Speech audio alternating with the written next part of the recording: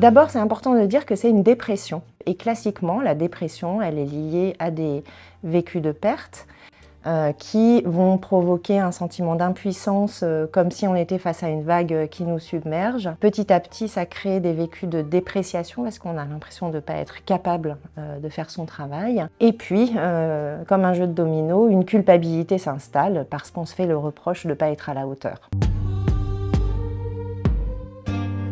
Alors ça, c'est le problème du burn-out, c'est que bien souvent, la personne elle-même ne se rend pas compte qu'elle est dans le rouge et qu'elle va même développer une sorte de mécanisme de défense qu'on a souvent l'habitude de décrire, qui est l'accélération. Plutôt que de lever le pied, la personne va se jeter à corps perdu dans le travail. Et d'ailleurs, c'est souvent le corps qui va dire stop, on est dans l'accélération, on travaille, on s'épuise et un matin, on ne peut pas poser le pied par terre. C'est souvent plutôt les collègues et l'entourage qui vont être souvent les meilleurs diagnostiqueurs de ces états à risque de burn-out. Il faut souligner que contrairement aux idées reçues, le burn-out, le plus souvent, est un phénomène collectif plus qu'individuel. Donc c'est une attention quand même sur le climat général des équipes qu'il faut pouvoir mettre en œuvre.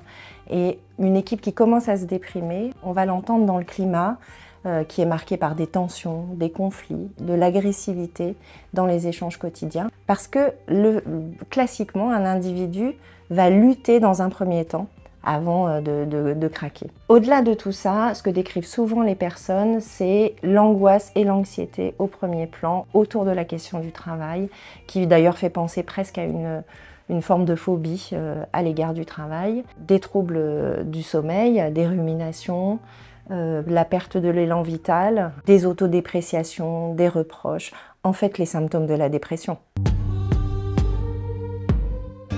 D'abord bien se connaître, parce que contrairement aux idées reçues, le burn-out touche les meilleures forces vives d'une entreprise, les gens très engagés, très perfectionnistes, qui du coup vont être sensibles aux aléas du travail. Quand on est engagé, on est plus à risque. Quand on est un peu à la bonne distance de son travail, on est un peu naturellement protégé. Et puis, laisser le travail à sa juste place, avec des frontières claires entre l'espace du travail et des espaces personnels de ressourcement. Ce qui est important aussi, c'est de connaître ces personnes ressources et ses appuis dans l'organisation de travail, c'est-à-dire les personnes sur qui on va pouvoir s'appuyer quand on rencontre une difficulté dans le quotidien. Et puis, une chose très importante, bien connaître les voies de signalement qui ont été mises en place par l'organisation de travail. C'est pas tout à fait la même chose que les appuis et les personnes ressources, c'est vraiment les dispositifs qui font tiers quand il y a un conflit qui se durcit entre un salarié et sa hiérarchie par exemple.